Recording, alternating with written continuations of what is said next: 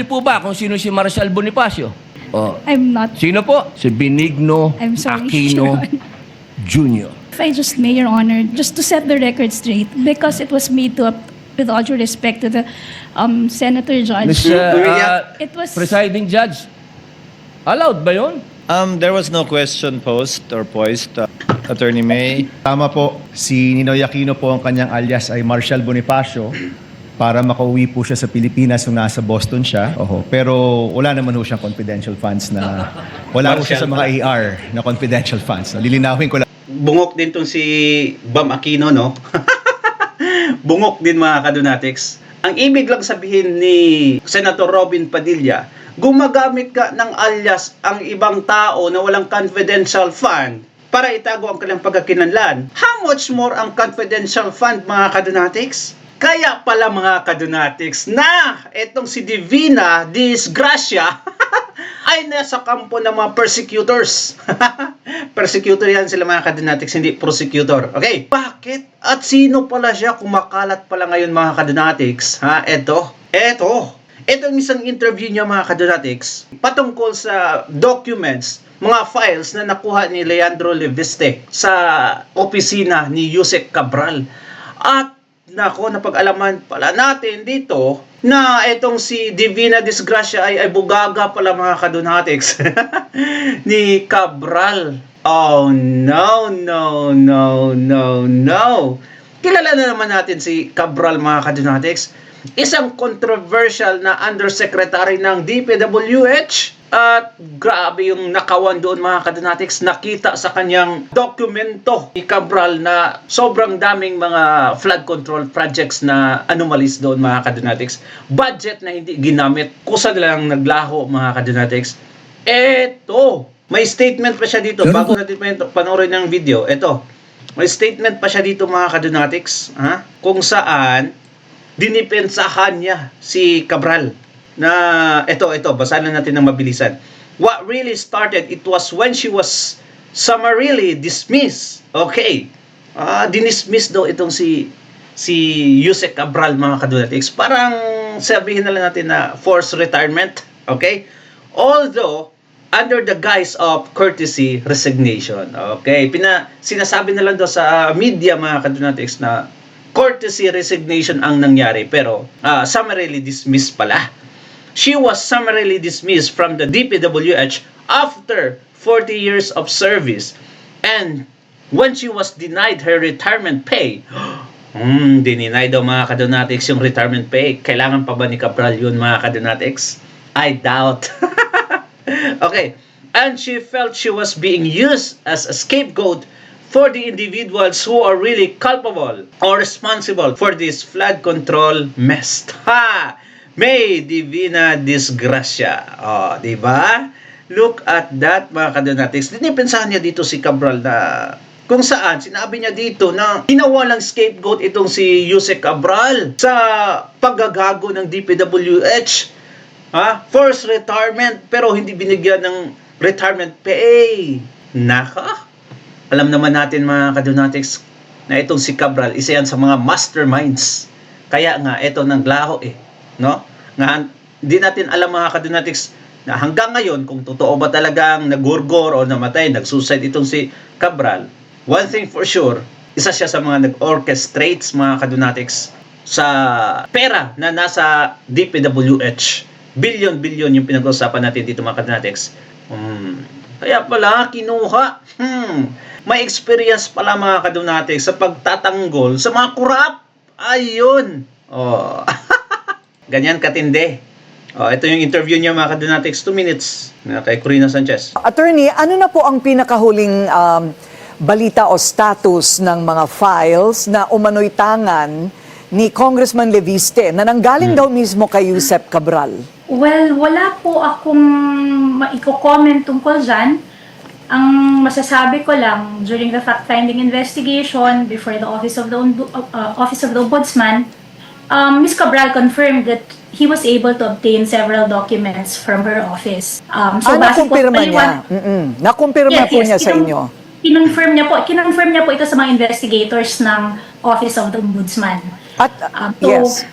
So base po sa paliwanag niya, si Congressman Leviste is in possession of genuine copies of documents from her office. Pero So, kung alin po itong mga documents na to na hawak ni Congressman Leviste, hindi ko po ito masasagot.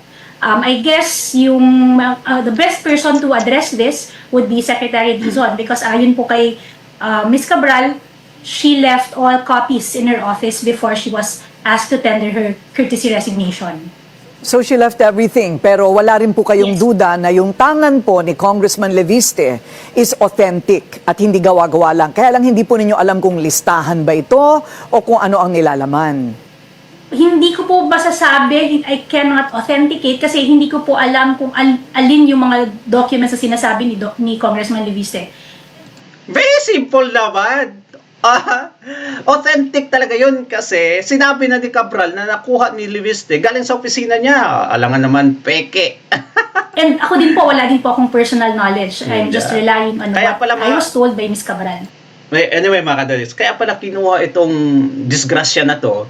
Kasi magaling. Magaling mag-excuse mga kadanatics. Ay, pinaka-controversial na undersecretary. At ang lawyer niya, lawyer din ngayon ng prosecution team. Look at this. Connected lahat mga kadonatics. Hay! See? Ganyan sila. Ganyan tayo ginagago ng mga gagong ito. Di ba? Kaya, eto. Panoorin natin si Senator Robin Padilla kung saan tinanong niya itong lawyer na si Divina Disgracia. Eto, panoorin natin mga kadonatics. Sa palagay niyo po ba karapat-dapat lamang na gumamit ng alias kapag confidential fund ang pinag-uusapan? Sir, as someone who does not know, sir, implementations of parang mga confidential activities on the ground, sir, I cannot, hindi po ako makakasagot ng maayos, sir, kung pwede po ba or hindi. But based on information that I got, sir, when I consolidated the answers for the AOM, sir, hindi naman po siya na-mention sa akin po ni Colonel Lachica. But I know, sir, that confidential activities are considered to be sensitive. And there might be individuals or groups that need to be somehow protected, sir, because of the information that you would be getting from those people, sir. So, yun po yung tingin ko, sir. Hindi ko categorically masasabi na pwede po yung alias or hindi.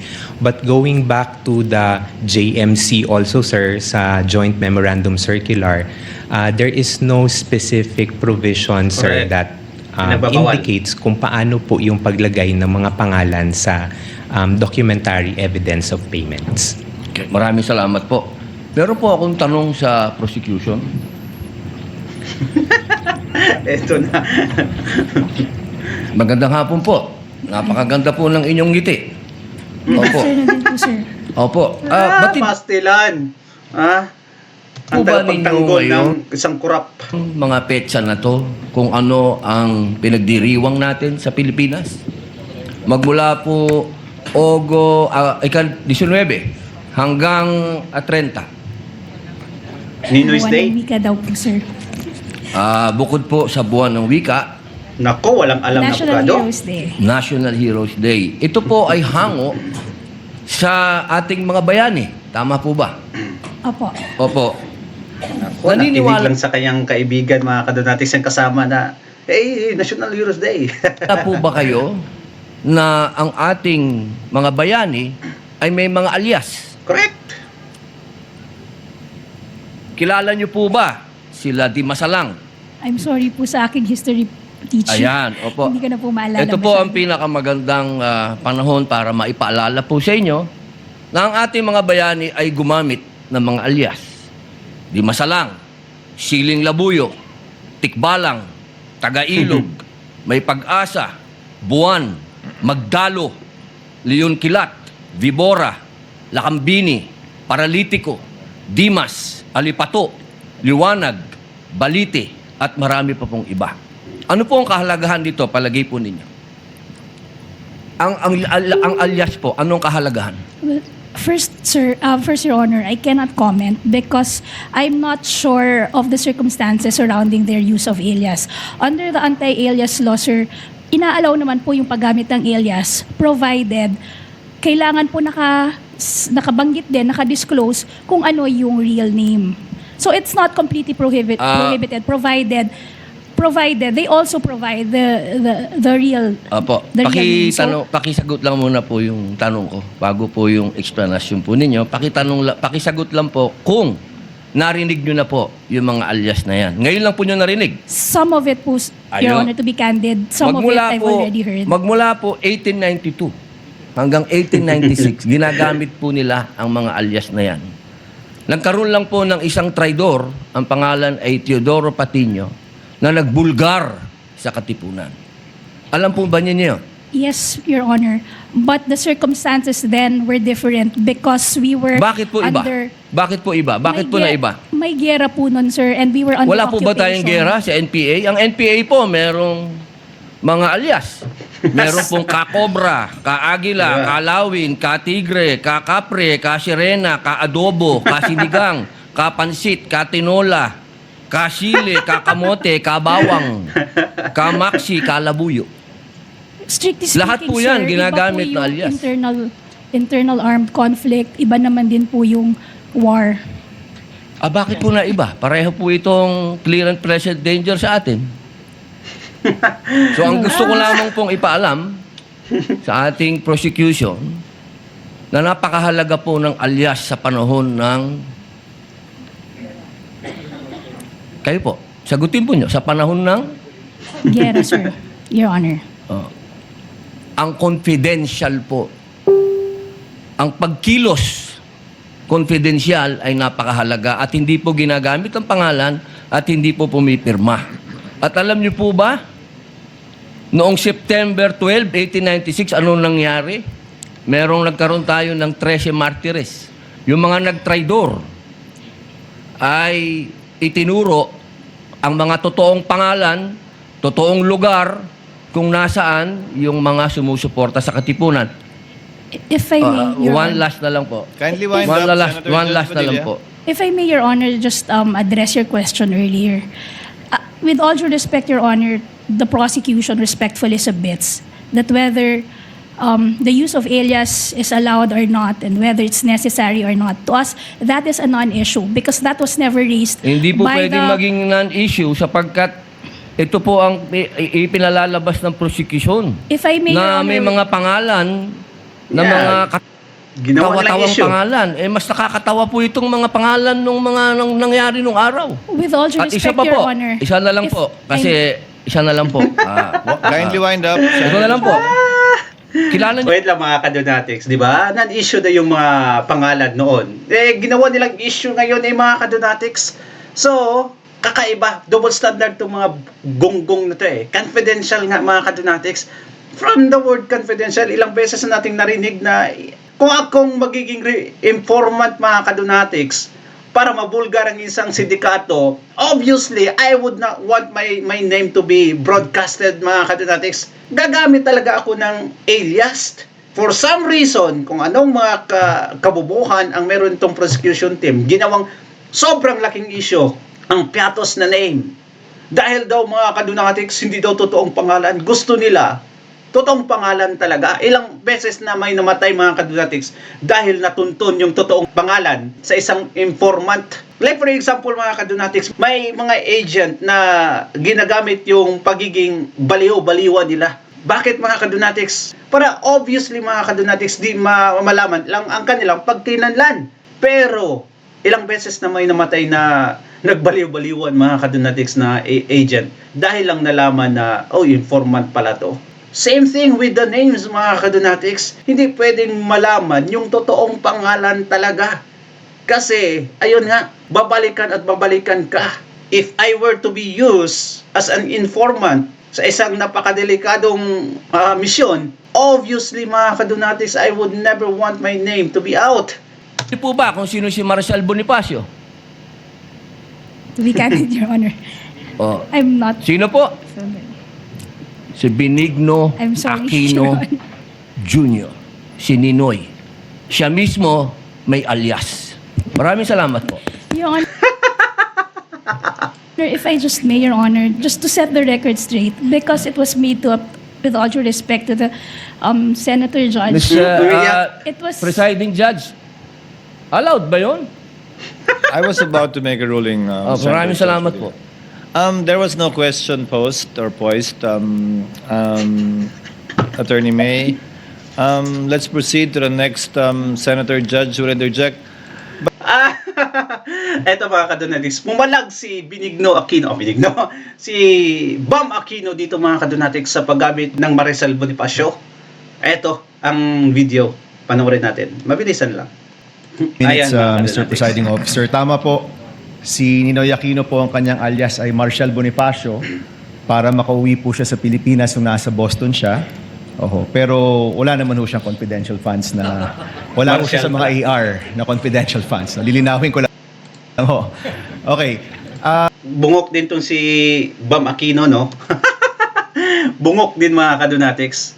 Ang ibig lang sabihin ni Senator Robin Padilla, gumagamit ka ng alias ang ibang tao na walang confidential fund para itago ang kanilang pagkakinanlan. How much more ang confidential fund, mga kadonatics? Na utak ba? Utak. Pastilan. Hindi naman sinabi na may confidential fund yung tatay mo. Ang importansya doon, mga kadonatics, gumamit ka ng alias para hindi malaman yung totoong pagkatao mo, much more yung confidential fund. Yan yung hindi maintindihan ng mga kumag ng mga prosecutors. Anyway, comment down below mga kadonatics. Basahin natin yan. Thank you so much and God bless you. Ingat palagi. Bye-bye.